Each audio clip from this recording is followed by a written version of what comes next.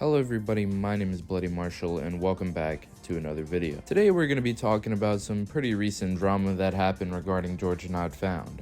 I mean, I haven't talked about Dream or anything Minecraft related in a very long time, so today we are going to be delving into the depths of hell, ladies and gentlemen.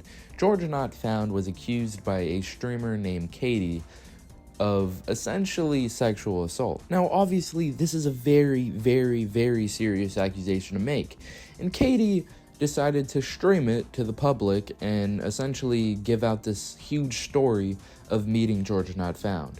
They had met each other in a party for something like VidCon or something retarded, some content creator event, and they were in kind of like a hotel with a bunch of other YouTubers and friends, and GeorgeNotFound was one of them. Now, when this stream happened, it was fucking huge. I mean, a lot of people just immediately, for whatever reason, would just like, oh, yep, her word is fact, and yep, GeorgeNotFound is a sexual abuser.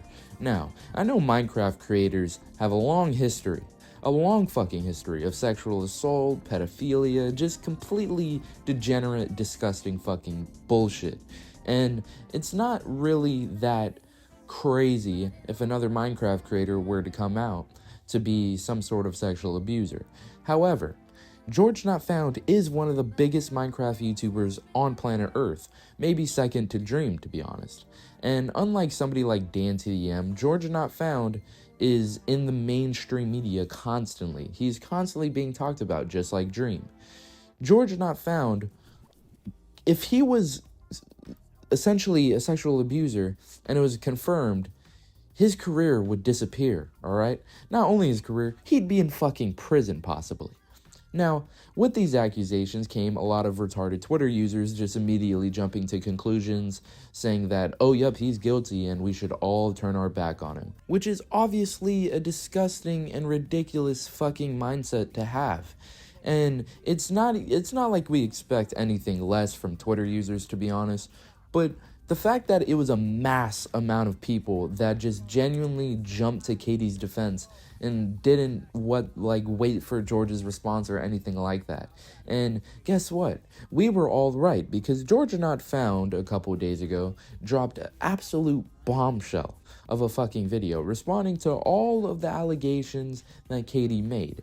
Now, the allegations that Katie made within her stream were that not only did GeorgeNotFound inappropriately touch her and she was uncomfortable with it, but also said that she was freshly 18 and George knew this and still wanted to kind of talk to her. It was just a complete mindfuck, alright? It was like Katie completely just trying to make it seem her hardest to make it seem like GeorgeNotFound was a predator, which is why when she was referring to herself, she kept saying freshly 18 to make him sound like a predator. Now, what were the allegations? Well, look, as you're gonna hear her say later on when I show these clips, she essentially accuses GeorgeNotFound of inappropriately touching her while she was drunk. Yep, she essentially accused GeorgeNotFound of being Bill Cosby. However, there's a couple holes in the story that we're about to get into, and I'll mention these holes in her story a little later. I'd like to mention that this stream was 30 minutes long. It took 30 minutes for her to get this story out. I mean, she literally says in the VOD that it's a pretty short story and pretty short allegations. However, she had to drag it out to 30 minutes for whatever reason. Last year, at the beginning of summer, I was assaulted by a significantly older and popular content creator. I was freshly 18 and had just graduated high school a few weeks prior. I was drunk in a hotel room with other people around me when it happened. He was someone I had once watched, and he was 8 years older than me. Now, notice how many times, and actually, you'll notice this a little later, she keeps mentioning that George is significantly older than her, which just proves to me that she is trying to paint him out as a predator. And look, George is significantly older than her. I mean, I'm pretty sure George is like 27. I mean, his age will be on screen right now. And Katie is 18. Now, to me, this is still, like, me personally, it's pretty disgusting. Legally, it's not disgusting, but to me, it's kind of fucking weird. But that's not really what matters here. She has accused him of touching her inappropriately. And now the reason why I don't really believe this story that much is because this is a major hole in the story. She says constantly that she was drunk as shit. I mean, really, really drunk. She said, in her own words, that she was so drunk that she was having a hard time walking around. Does that sound like somebody that does it sound like somebody can be that drunk and then remember all of these details so vividly? Like, you'll hear this story and then you'll be like, wait, so she was literally like dizzy, drunk, just fucking wasted this entire time, but she remembers everything she said. She remembers exactly what happened. She remembers what she was doing. I mean, that does not sound very believable to me. Another hole in this entire fucking story is that she says multiple fucking times, that when George was touching her inappropriately, that people were there. It wasn't like it was just her and George was preying on her and taking advantage of her while she was drunk. No, she said it herself. There were other people there watching them. Katie's friends were there watching her. Something was wrong, and I wonder what would have happened if I had picked up on it, and if I wasn't drunk, and if I didn't wave it off. But I don't want to dwell on the what-ifs. That night, I went up to his room. Back at the hotel room again were the two friends and us three girls. At the time, all of us girls were already really drunk from the party we were coming from, stumbling and everything. There was more alcohol in the room, and we were encouraged to drink some more as they offered the bottles to us. They said they would join us. She literally admits that she was extremely drunk. So how can you write on your phone vivid details of an entire fucking story? And as she just said right there, oh, there was friends and my friends and other girls and shit like that. You're telling me that not a single one of these girls did anything about George so-called sexually abusing her? You've got to be fucking kidding me. It was a little after that, when I resorted to playing games on my phone when it happened. Out of nowhere, I felt him slip his hand under my clothes, sitting next to me on the couch, in front of everyone. He disguised it with a simple, "Are you ticklish?" I coughed out a no, still staring at my phone. I was overly aware of the fact that we were in front of other people, the fact that everyone else was sitting around us, watching us, including my best friend, and that his hand was inching further to places I hadn't asked for it to be. Well, apparently George was supposed to be a mind reader, because she did not say anything to prevent him from doing that. She didn't say, stop doing that, like I'm not comfortable, anything like that. Oh wait, or was she too drunk to do that? But she wasn't too drunk to not forget all of this fucking story. She was drunk enough to the point where she couldn't function, she couldn't think to say no, but she wasn't drunk enough to forget this entire fucking story? You expect us to believe that? Well, I guess she was right to expect us to believe that, because a bunch of retarded fucking Twitter users did believe it.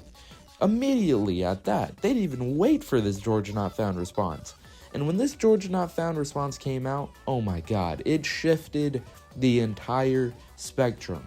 Which is why the title of this video is, "We all owe GeorgeNotFound an apology." Except for me though, because I believed in it. I didn't even believe in George. I kept neutral throughout this entire thing. And once again, she has just admitted that she was overly aware, in her own words, overly aware that there was multiple people watching them do this.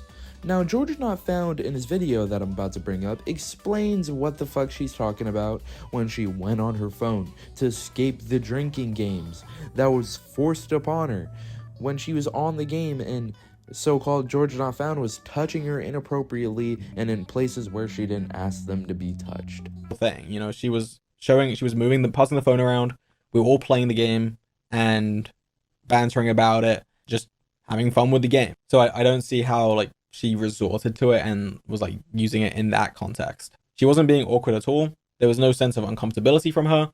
She was laughing and playing with everyone.